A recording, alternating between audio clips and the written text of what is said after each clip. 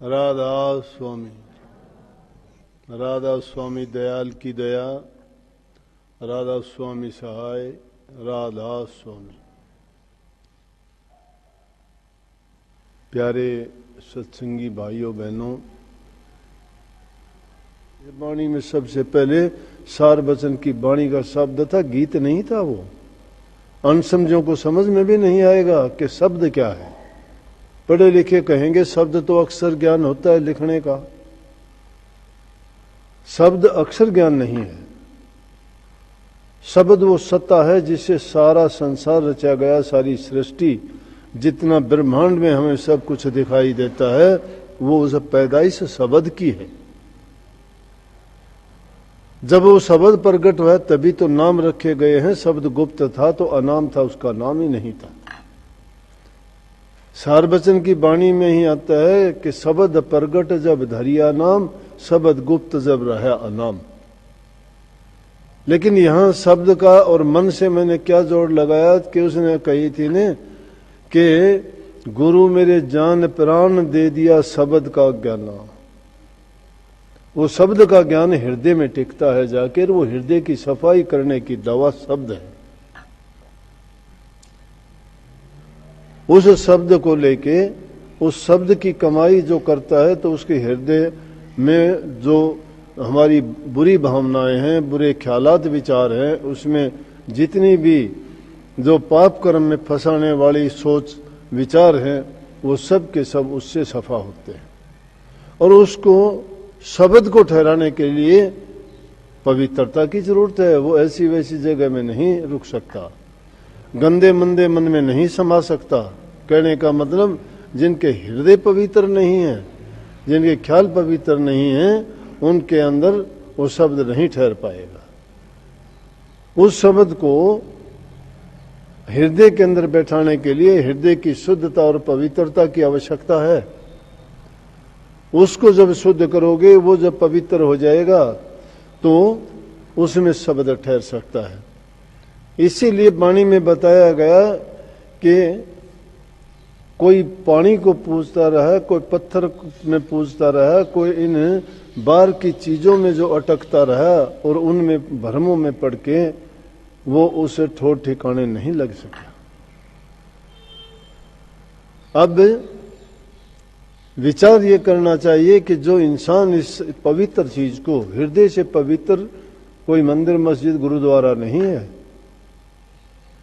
सबसे बढ़ के यही मंदिर, यही मस्जिद और यही गुरुद्वारा है जिसमें हृदय में, जिस हृदय में प्रभु का वास है। तो उसको पवित्र करने के लिए हमें उन शुद्ध वस्तुओं की जरूरत है। उस शुद्धता का मतलब शुद्ध पवित्र इंसान का खाना होना चाहिए। जो इंसान मांस, मछली, अंडे और दूसरी चीजें जो इस शरीर के अंदर डालता है, उसके ना शुद्ध विचार हो सकते हैं, ना ही उसकी सात्विकी सोच हो सकती है, और ना ही उसका हृदय कभी शुद्ध और पवित्र हो सकता। वो तो पाप से भरा हुआ एक ऐसा बर्तन है कि जिसमें पाप ही पाप समाया होता है, उसमें शब्द नहीं जा सकता। कोई शराब, कबाब और उल्टे सीधे कर्मों में पड़ के इसके अंदर वो गंदी गंदी चीजें झोंकते हैं जिनको खाने पीने के बाद आदमी के विचार, जीवन सब राक्षसी प्रवृत्ति का बन जाता है। ना उनकी सोच अच्छी हो सकती है, ना अपने उसके जीवन का किसी भी कर्म का परिणाम अच्छा हो सकता है। तो सबसे पहली चीज हुई कि इंसान का खान पान बहुत शुद्ध और पवित्र और सात्विक होना चाहिए, सादा होना चाहिए। इस शरीर को फालतू चीजों की आवश्यकता नहीं है। इसको फालतू चीजों की कब आवश्यकता पड़ती है? जब अनाप शनाप चीजें खा के इस शरीर के अंदर हम ऐसी ऐसे आदतें डाल देते हैं कि जिनको खाए बिना ये लड़खड़ाना शुरू कर देता है। नशा करने वाले आदमियों को नहीं देखा? वो आदत डाल लेते हैं, जिस नशे में वो इतने बंध जाते हैं कि अगर वो उनको टाइम पर वो चीज नहीं मिलती तो मैंने उनको इस तरह से तड़पता हुआ देखा है कि इंसान कहता है या तो मेरे प्राण चले जाएं या मुझे चीज मिल जाए। ऐसे ऐसे जो बुरी आदतों में फंस के अपने जीवन को बर्बाद करते हैं, ये मनुष्य का चोला तो बहुत उत्तम समझते भी हैं, देखते भी हैं और है भी। इससे पवित्र चोला कोई हो नहीं सकता। और आप लोगों के लिए, आप लोगों का मतलब जो गुरु घर के हैं, जिन्होंने गुरु से दीक्षा लिए, अभ्यासी हैं, उनको अपने खान पान पर विशेष करके ध्यान देना चाहिए। ना ज़्यादा मीठा होना चाहिए, ना ज़्यादा चरपरा होना चाहिए, ना ज़्यादा मसालेदार होना चाहिए, ना मक्खन मलाई। इन चीज़ों का जरूरत के मुताबिक जितनी शरीर को आवश्यकता है, इसको स्वस्थ रखने के लिए स्वस्थ वस्तुओं का प्रयोग करो, जिसमें फल आ सकते हैं, जिसमें सादा भोजन आ सकता है, चावल है, दाल है, सब्जियां हैं, अनाज हैं, उनका भरपूर प्रयोग करो, जिसके कारण शरीर तंदुरुस्त और स्वस्थ रहेगा और इसके अंदर अच्छे विचार और अच्छे ख्यालात आएंगे। जो आदमी उन चीज़ों का सेवन करता है, उनके कभी ना विचार अच्छे रह सकते हैं, ना ही उनके जीवन में कभी ये किसी काम को करने की रुचि होती है। वो तो निर्बल असहाय से पूरा दिन उनको देखोगे तो ऐसा लगता है जैसे वो आलस में है, जैसे उसको नींद आ रही है, उदासीनता है, किसी काम के प्रति उनको कोई भी मन में ये चंचलता नहीं होती मैं ये करूं। लेकिन जो शुद्ध सात्विक भोजन खाता है वो समय पर काम करो अपने। नंबर 2 की बात है, समय पर सो, समय पर उठो। जो आदमी दिन के समय तो सोता है, रात के समय जागता रहता है, तो समझो प्रकृति के उलट काम करता है। प्रकृति ने हमें रात सोने के लिए बनाई है, विश्राम आराम करने के लिए बनाई है, दिन काम करने के लिए बनाया है।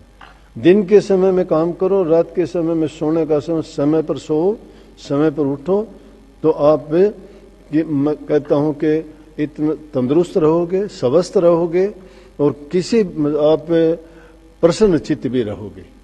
जो आदमी देर से नहीं उठता, जो सुबह जल्दी उठ जाता है, जिसको हम ब्रह्म मुहूर्त कहते हैं, जल्दी उठता है, उस समय में उठने वाला प्रभु का भजन करता है, शांत वातावरण में प्रभु को याद करता है।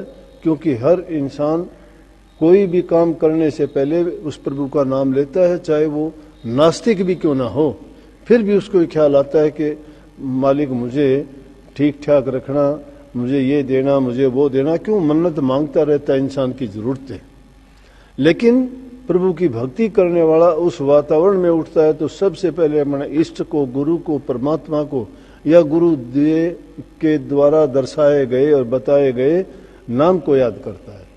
और उस वक्त में नाम को याद करना, उनका चिंतन स्मरण करना, भजन करना, वो दिन के समय 2 घंटे करने से वहाँ वो 20 मिनट करने के बराबर है। अगर सुबह के वक्त में आप 20 मिनट भी अगर ऐसा ध्यान करते हो, एकाग्रचित होकर प्रभु का ख्याल करते हो, तो समझो कि आपने बहुत कुछ कर लिया है। पूरा दिन प्रसन्नचित रहोगे, आलस नहीं रहेगा। तो ये दूसरा गुण हुआ कि समय पर उठो, समय पर सो, समय पर सारे काम करोगे, तो आपको ये नहीं रहेगा कि मेरा वो काम छूट गया, उसको ये करना था, उसको क्यों, कि आपको समय पर उठे, समय पर काम किए, समय पर सभी जब पूरे हुए तो उनको पूरी लगन से और सजगता के साथ किए तो काम भी पूर्ण अच्छी तरह से हुए। तीसरी चीज साधक के लिए बहुत आवश्यक है, संगति की। संगति महापुरुषों की होनी चाहिए। एक बात, महापुरुषों में संत, साधु, प्रभु भगत। दूसरे नंबर में आते हैं गुरु भगत, गुरुमुख। तीसरी चीज में आते हैं कि ये जो भजन सत्संग होते हैं, कि इन चीजों में ही आदमी को अपना समय व्यतीत करना चाहिए। अगर ये नहीं मिलती हैं तो चौथी संगति अपने आप बनाओ। या तो किसी धार्मिक ग्रंथ का अध्ययन करो, या आजकल के नए सिस्टम जो सीडी चली हैं फोनों में, व्हाट्सएप पे, या जो भी साधन आपके पास हैं, टीवी है, उनमें लाइव जो सत्संग आते हैं उनको लगा के आप उनको सुनोगे तो वो आपकी संगति है। वो आपके विचारों को, जब भी कोई नकारात्मक विचार ख्यालात आपके मन में पैदा होंगे, जब भी कोई बात, कोई भ्रम या भ्रांति आपके मन में आएगी, तो उन बातों के जवाब और उनका सॉल्यूशन, उनका समाधान आपको उसी टाइम मिल जाएगा। अगर सच्चे मन से आप देखोगे, आप किसी भी पुस्तक को खोल के, आंख मीच के खोल के देख लेना, पढ़ लेना, जो तुम्हारी बात होगी उसका जवाब आपको मिल जाएगा। लेकिन क्योंकि वो अंतर मन से, स्वस्थ मन से, शुद्ध विचार से और सही एक अगर चित्त हो कि तुम्हारी जो भावना थी उसको ढूंढने की प्रयास किया है, तो ऐसा प्रयास जो करता है प्रभु उनकी सभी कामों को पूर्ण करते हैं। ये 3 या 4 चीज होगी। उसके बाद में अगली बात आती है कि भजन का अवश्य करना। दुनियादारी के काम नित्य प्रति जितने भी हैं करते रहो, करने हमारे लिए, हम उसके लिए बंधे हुए हैं और हमें हमारा कर्तव्य बनता है उन कामों को करना चाहिए।